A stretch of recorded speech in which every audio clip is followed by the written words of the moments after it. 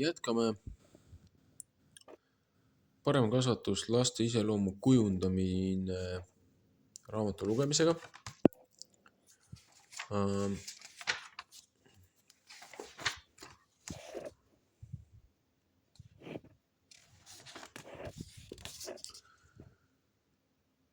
Sissejuhatus on loetud, kasvatusest sai loetud, laste 3 kriitilist vajadust sai loetud, kasvatus kui distsipliin sai loetud, iseloomu kasvatamine peaks olema järgmine osa. Ja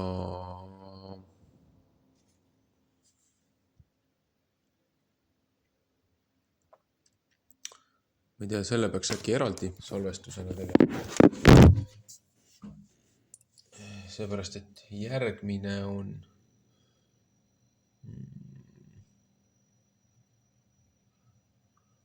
jälle siuke 20 lehekülge. Äkki saab järgmise peatüki ühe korraga. Võtame siis esialgu iseloomu kasvatamine.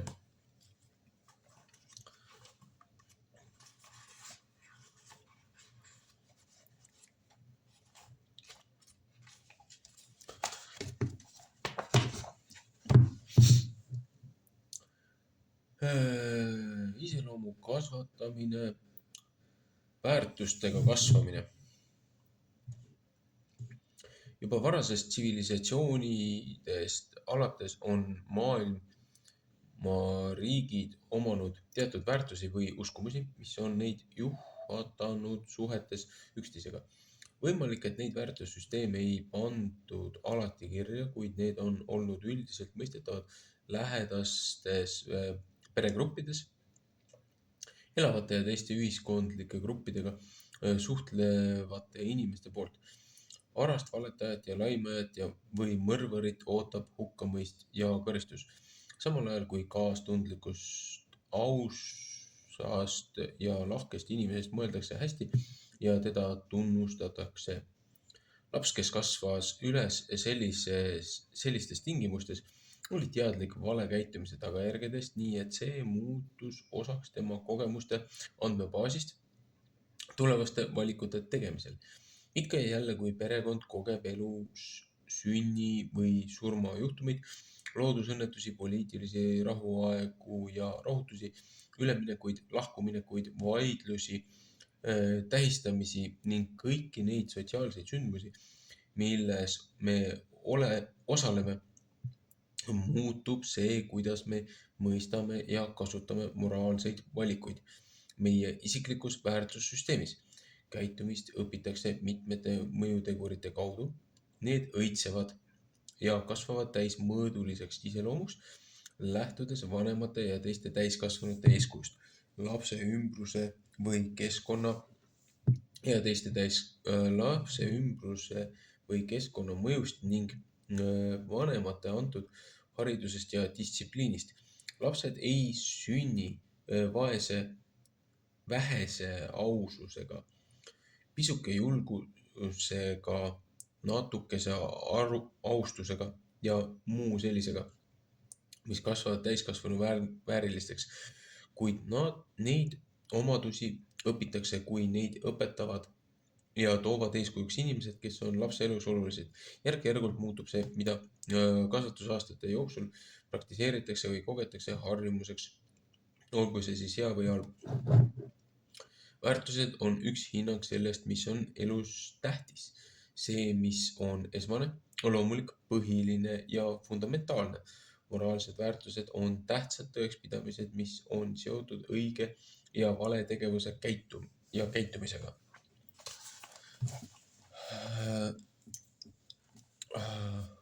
Harjumused. Harjumine ei ole asi, mida tehakse siis, kui ollakse jõudnud heale tasemele. See on asi, mida tehakse selleks, et heale tasemele jõuda. Malcolm Gladwell, Outliers välja valitud. Kui me mõtleme sellele, millistena me tahame oma lapsi näha, kui nad on täiskasvanud ja meist sõltumatud, siis sisaldab see kindlasti nimekirja headest väärtustest. Meie ülesanne on õpetada last õigel ajal, õiges järjekorras ja õigel viisil, nii et me saaksime selle eesmärgi täita. Kui te tahate, et teie teismeline austaks teisi inimesi, peate varakult alustama. Kui tahate, et teie laps sööks tervislikku toitu, peate varakult alustama. Kui tahate, et ta armastaks lugeda, peate varakult alustama. Kui tahate, et ta naudiks füüsilist tegevust, peate varakult alustama. Kui te tahate, et ta oleks lahke ja kaastundlik, peate varakult alustama. Sageli kuulen vanemaid kurtmas, et nende laps tahab kogu päeva ainult istuda ja videomänge mängida või telekat vaadata või siis kurdavad nad, et nende laps ei söö midagi muud peale juustuga makaronide. Nad kurdavad, et nende lapsel on liiga palju mänguasju, kuid vanemad annavad lapsele arvutimängud, kiirtoidu ja mänguasjad. Vanemad peavad vastutama oma laste õpetamise eest ja nad ei tohi neid ära hellitada. Üks põhimõte, mida tuleks meeles pidada laste söögi, riietuse või aja veetmise eest hoolitsedes, on anda lastele seda, mis on neile parim, mitte tingimata seda, mida sa arvad, et nad tahavad. Halvad harjumused. Meil on harjumused, mõned head, mõned halvad ja kõik meie harjumused kokku defineerivad selle, kes me oleme. Halbu harjumusi on teistes lihtne ära tunda: suitsetamine, alkoholiga liigtarbimine, narkootikumide tarvitamine, liigsöömine, küünte närimine, teiste kritiseerimine, hilinemine, vastu vaidlemine, teiste jutule vahele rääkimine ja halb hügieen on vaid mõned meile tavalistest halbadest harjumustest. Kui mõtleme, mis liigitab need halbade harjumuste kategooriasse, siis märkame, et kõik on mingil moel kahjulikud, kas halba naudingute, kõik on kahjulikud, kas, üks leht jäi vahele, meie kehale või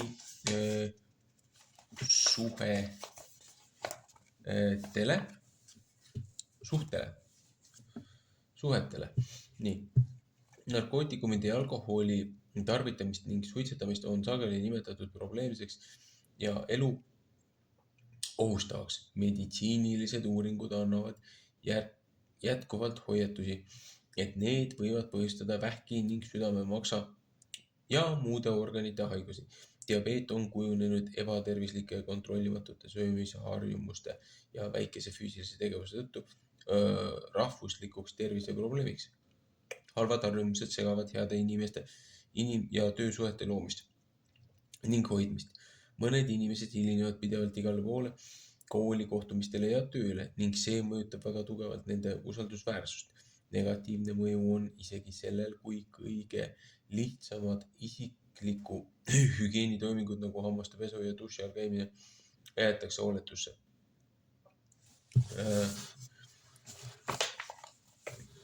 Head harjumused. Teisalt edendavad head harjumused head tervist ja häid suhteid. Lihtsalt viisakusavaldusega nagu naeratus ja teiste tervitamine on head harjumused, mis näitavad meie rõõmsameelsust ja sõbralikkust. Kui me hoolitseme oma keha eest, siis omandame harjumuse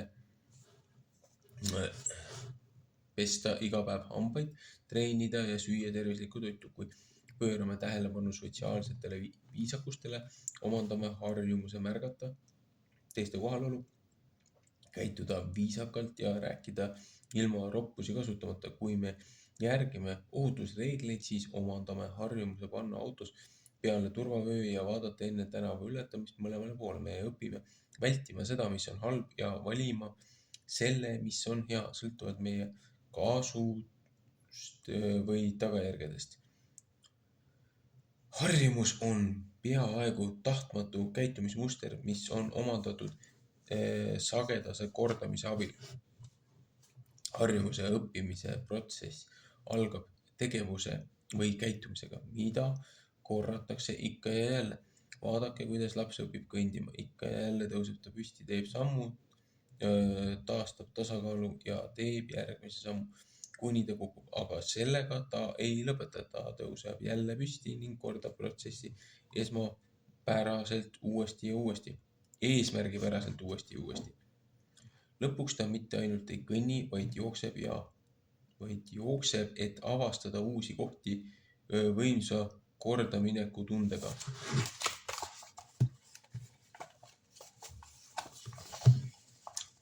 Kui lapsed õpivad midagi uut, siis nad kordavad seda otse kui testides, nägemaks, mis juhtub. Kas tulemus on sama või erinev? Ma teen seda uuesti ja uuesti ja uuesti. Iga kordusega juhtub midagi lapse mõistuses. Ajurakud ühinevad teiste rakkudega kehas, luues tugevamad ja efektiivsemad tagasisided.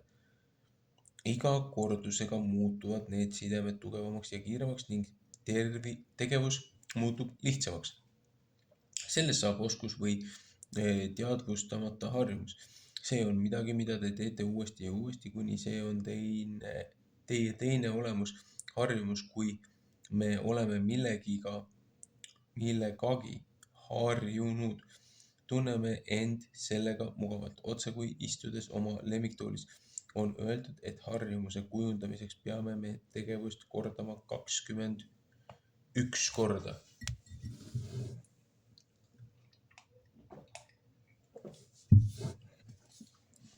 Moraalne aju. Te ei saa alati teda, mida te tahate. See on õppetund, mida Dr. David Walsh soovitab kõigil vanematel oma lastele õpetada ja mis on väga hästi esitletud tema raamatus. Miks igas vanuses lapsed peavad seda kuulma ja viisid, kuidas vanemad saavad seda ütelda. Uuringute kaudu usuvad Walsh ja teised neuropsühholoogid, et beebide aju on varustatud teatud ühenduste ja aenditega, mis tuleb omavahel ühendada. Mõned nendest rakkudest on intensifitseerivad kui moraalsed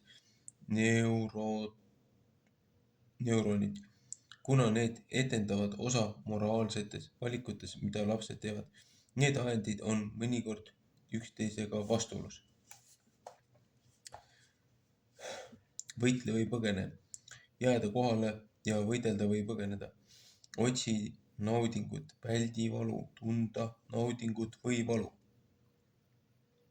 Sotsiaalne ühendus, luua side teise isikuga, otsida heakskiitu, vältida maategemist, olla teiste silmis aktsepteeritud, empaatia, otsida mõistmist ja jagada oma tundeid teistega.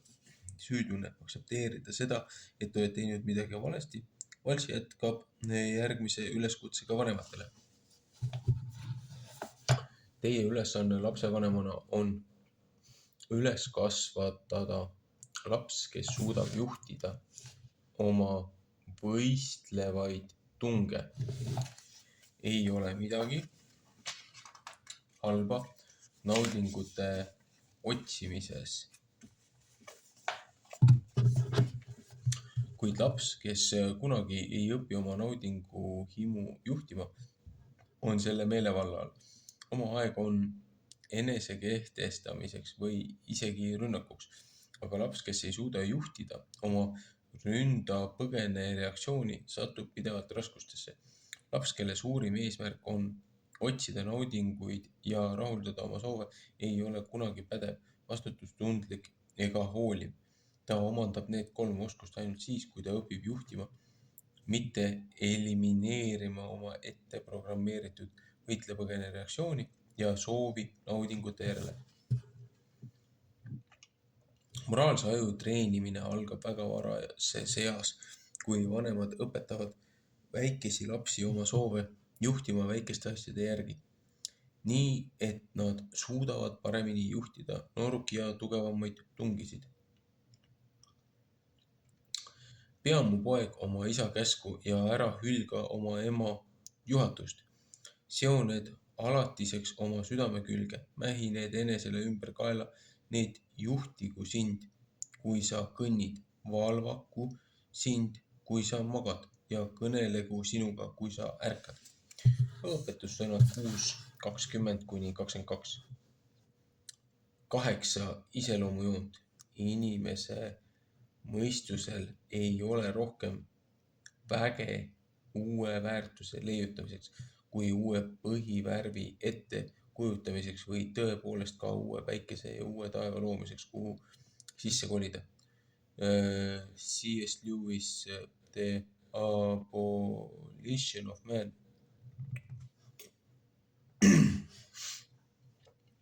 Sellesse raamatusse on valitud 8 voorust, mille eri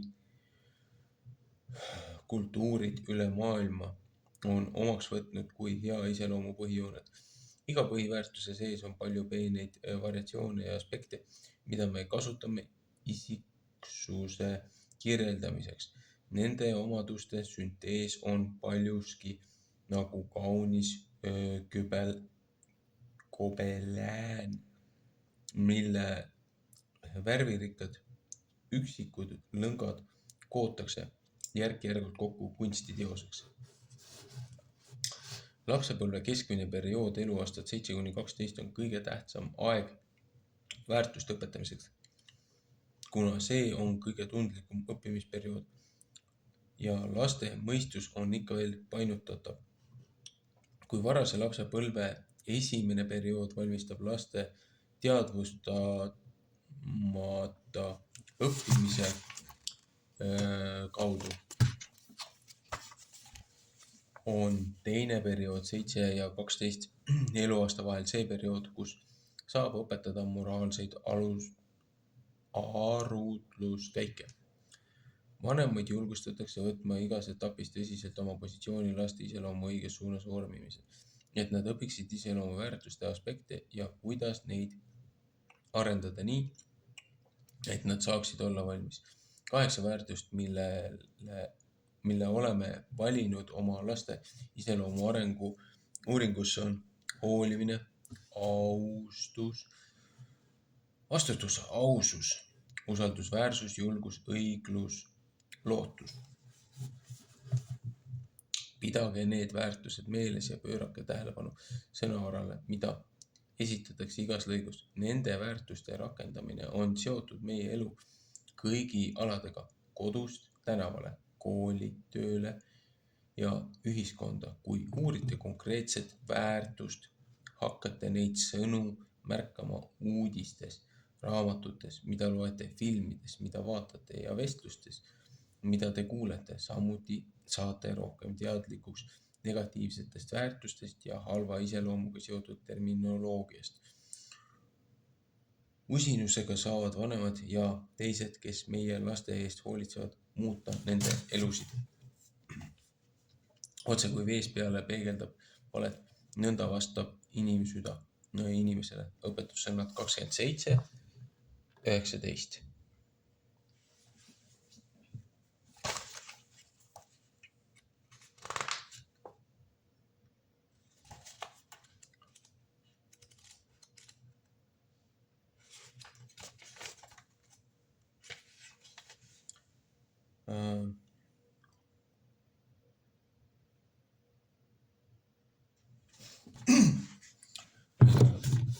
Nüüd hakkab põhimõtteliselt siis selle alateema kaupa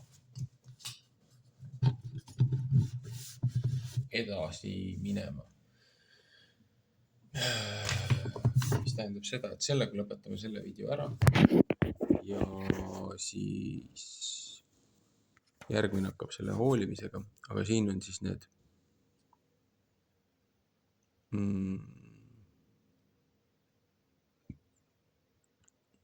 8 teemat, millele keskendutakse. 8 iseloomujoont. Olgu.